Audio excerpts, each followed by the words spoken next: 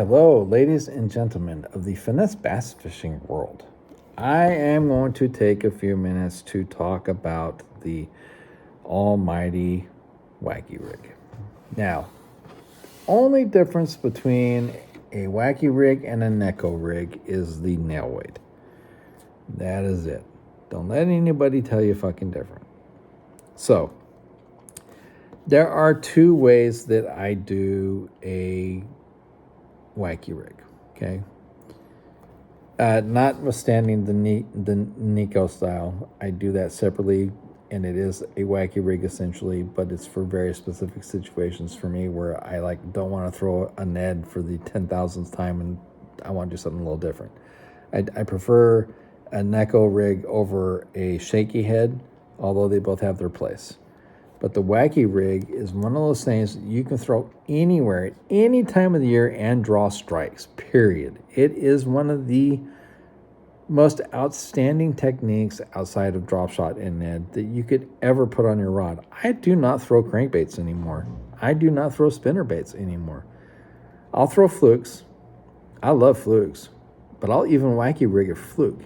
Oh, you'd be surprised how amazingly effective that is, especially when they're feeding on bait because they think it's a dying bait fish. It's not that just a zigzag. It's sitting there sideways trying to move, and they're like, oh, you're dying. I'm going to fucking eat you. It's phenomenal. So anyway, when I'm on ponds, just for frame of reference, I'm in the Metro Phoenix area. I'm in the Valley of the Sun. The Valley of Satan, as they call it during the summertime, because Jesus Christ, I'm chasing every bit of shade I can. I use local brands, 4.5 to 7-inch trick worms. I use Robo Worm because I get multiple pack bulk off of eBay quite often. And occasionally I'll use the Flick Shake from Jackal because it's badass. I actually like to throw a 1 or 2/0 circle hook with the bigger 6.8 because it's thick. I have also heard that Reaction Innovations has a newer bait that's kind of bulbous on both sides, but it's skinnier for the ring, the rubber ring on the middle. If it's in bigger water and I'm using a bigger bait, I will more than likely start using one of those rings. I have not done it yet. I've been fishing the ponds mainly. I got to get more baits. But on the ponds, I use primarily, because I'm out of a lot of stuff right now, Robo Worms. So I want to get into the colors. You have your hook likes. I'm not taking that away from you. I'm not going to tell you to use the ones I use because it's preference. I don't use anything outside of the owner brand anymore. I used to be a VMC guy, Gamakatsu, and a half dozen other fucking brands. I know some people swear by the Rebar brand for the cover shot type hooks. I use owner cover shots. It's a preference thing. I don't use bigger swivels when I do a swivel leader for reaction baits because the micros glide through the water better and they don't make a bait sink as quick. Number 14 owner pro parts or eBay bulk packs, essentially the same thing. So I like colors like this one. It is the blood worm with a blue stripe and purple on the bottom. It shows up very, very good in clear and dirty water. It is a fairly natural color. The tag came off. I can't remember what it's called. And then in the 4.5, the bold bluegill color. It's got that same kind of blood worm, but with a chartreuse back. That gets really nailed. It gets nailed hard, man. So with the 6-inch and the 4.5, I use a size 2 owner mosquito light wire. If I go 7-inch and above, because there are 9 and 10-inch trick worms out there, then I go up to a 1/0. I don't go much beyond that unless I absolutely have a gargantuan bait. But I do mostly finesse fishing now. I do not toss a lot of big stuff anymore. In fact, even when I throw in cover, it's 10-pound fluoro to 6-pound, or 10-pound braid to 6-pound fluoro, and a 1/0 cover shot hook with a robo worm. I am finesse drop shotting, or some people with the bigger baits call it power shotting. And then I got this one, I believe is the People's Worm. So it's got a blue core shot with that brown. It's nice and dark. Another phenomenal color. Yeah, People's Worm, because I got another pack of it right here. Very popular color, by the way, very popular. And that's got my extra hook in it. That's my number 2. Just because I put it in my pocket. This is a 7-inch. This is the Pumpkin Punisher. So it's a dark pumpkin with a little bit darker chartreuse. It's not quite so bright. But like the Bold Bluegill, it's one of those ones that's got a contrast. And with Wacky rigging, I try to, unless I'm not getting hits, stay in the darker, more natural colors. But there's times where they're just not really willing to bite, so you got to kind of freak them out a little bit, okay? So then I've got also Hologram Dawn, which is a triple layer.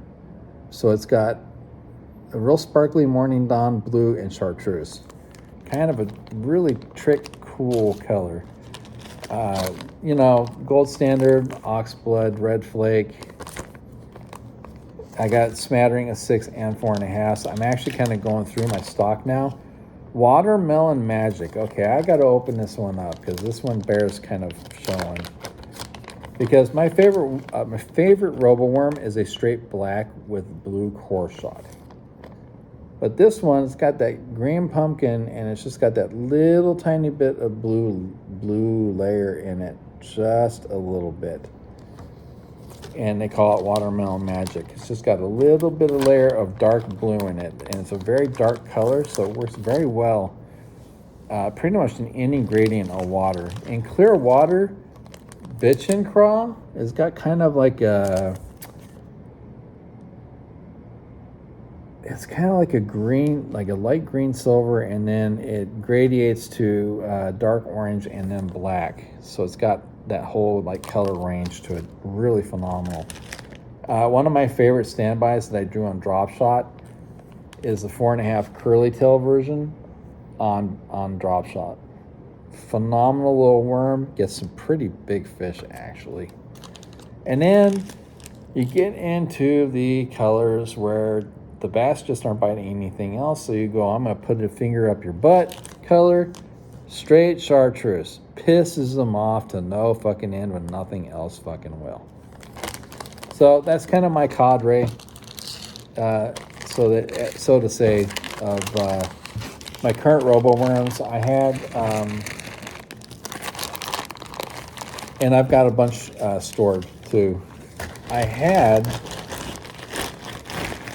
some packs of vintage discontinued colors, and I only got a couple of them left because I actually gave a couple friends quite a few, but the vintage packs that I got 2 25 packs of the black with the blue core shot, and I gave a few to each of my friends, and they kept the rest, and I went through them so fast, and now I can't find them.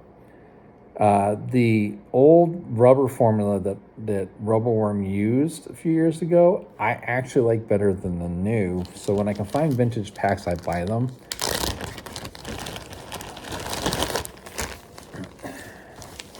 So I got, this is kind of like a translucent brown with a blue core shot. It's a very translucent color, works very well in clear and dirty water, by the way. They see it. I don't see it, but they do. This is what's left over, by the way. I had 8 packs. This one's really cool, and I'm going to pull it out because it's just kind of an unusual color, and I can't find anybody that does this color. So this is a core shot as well. So it's a translucent brown. It looks a lot more brown in person, unless you have light shining through it. and it's just got that core shot in it. If you can see, it just kind of radiates in there, and it's really interesting because when light hits it, it's almost like it disappears. Like they have to fight to find it. But then when the light kind of goes away, like at nighttime, it shows up actually really good. Can't remember the name of the color because I got a whole bunch of packs and I took them all out of the original packs and ziplocked them after I washed them off because they smelled like shit. The old Worms rubber formulas, it leaves a lot to be desired. It really does. So I just kind of wanted to give a brief synopsis, methodology behind Wacky Rig for me. Now, I will throw across 40 yards of open water and pop a Wacky all the way back to my feet.